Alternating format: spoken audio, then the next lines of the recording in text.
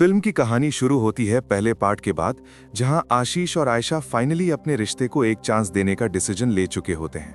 दोनों एक दूसरे से जेन्युइनली प्यार करते हैं, लेकिन एज डिफरेंस उनके बीच एक बड़ी साइकोलॉजिकल वॉल बन चुका है, जिसका इफेक्ट उनके हर डिसीजन, हर इंटरैक्शन और हर फ्यूचर प्लान पर दिखाई देता है।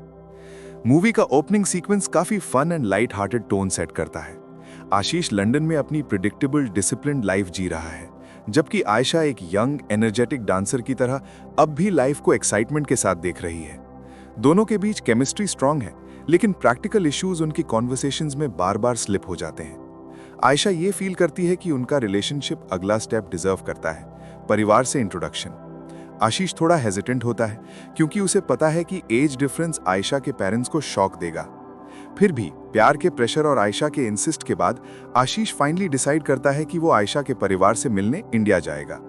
यहीं से सीक्वल की असली जर्नी स्टार्ट होती है।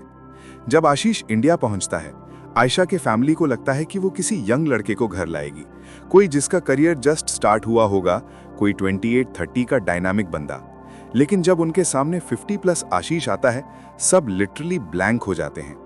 उनका रिएक्शन ऑकवर्ड भी है, फनी भी और थोड़ा अनकंफर्टेबल भी, जैसा रियल लाइफ में होता है जब एक्सपेक्टेशंस फुल उलट हो जाएं। आयशा की मॉम शॉक होकर पूछती हैं, यही है, ये तुम्हारा आशीष?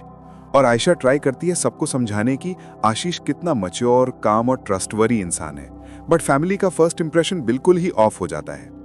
इसी बीच एंट्री होती है आर माधवन के कैरेक्टर की, जो आयशा के परिवार का गोल्डन बॉय टाइप बंदा होता है। वेल सेड, चार्मिंग, कॉन्फिडेंट और बिल्कुल आशीष का ऑपोजिट। फैमिली उसे तब से जानती है जब आयशा छोटी थी।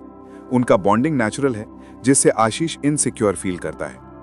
जब माधवन आशीष को पहली बार मिलता है, एक पोलाइट स्माइल देता है, लेकिन उसकी आंखों में वो टिपिकल इंटरेस्टिंग चॉइस वाली वाइब होती है।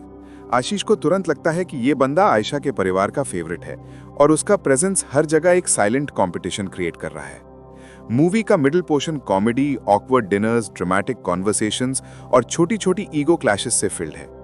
आयशा के डैड को लगता है कि आशीष उनसे ज्यादा मैच्योर, ज्यादा काम और ज्यादा रिस्पॉन्सिबल है, पर उन्हें ये एज गैप बिल्कुल एक्सेप्ट नहीं होता। आयशा की मॉम को सिचुएशन अजीब लगती है, और वो बार बार इनडायरेक्टली बोल देती हैं कि आयशा बेटर डिजर्व करती है। आयशा का यंगर ब्रदर आशीष का मजाक उड़ाता रहता है। इस सब के बीच आशीष रियलाइज करता है कि सिर्फ आयशा से प्यार करना इनफ नहीं है, उसे आयशा की पूरी वर्ल्ड को एक्सेप्ट करना होगा और उनका ट्रस्ट अर्न करना होगा। एक इंपॉर्टेंट सीक्वेंस आता है जहां माधवन आयशा को एक लाइफ डिसीजन के बारे में गाइड करता है, और आशीष फील करता है कि कहीं आयशा भी क्वाइटली कंफ्यूज हो रही है। उनका मेजर आर्ग्यूमेंट होता है, जहां आशीष गुस्से में बोल देता है, तुम्हारे परिवार को मैं कभी पसंद नहीं आने वाला, तुम जितना भी ट्राई कर लो।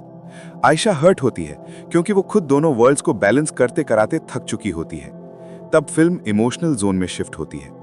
आशीष डिसाइड करता है कि वो फैमिली को ऑनेस्टली अपनी फीलिंग्स बताएगा, कि वो आयशा को प्यार करता है, कि वो उसकी रिस्पेक्ट करता है, और अगर फैमिली को लगे कि उनका रिलेशनशिप गलत है, तो वो पीछे हटने के लिए तैयार है।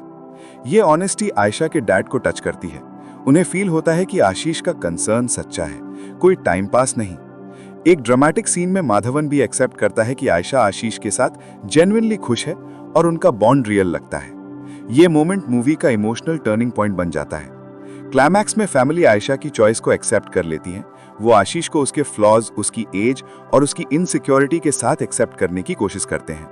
आयशा और आशीष दोनों समझते हैं कि रिलेशनशिप सिर्फ प्यार का नाम नहीं, ये एक टीम एफर्ट होता है, जहां वर्ल्ड से फाइट करनी पड़ती है, कॉम्प्रोमाइजेस करने पड़ते हैं और अपनी इनसिक्योरिटी से डील करना पड़ता है। फिल्म एंड होती है एक वार्म, होलसम नोट पर, जहां आयशा के डैड बोलते हैं, उम्र का फर्क सिर्फ तब तक मैटर करता है जब दिल का फर्क हो, तुम दोनों में वो फर्क नहीं है। और आशीष और आयशा फाइनली हैप्पीली एक न्यू बिगिनिंग स्टार्ट करते हैं।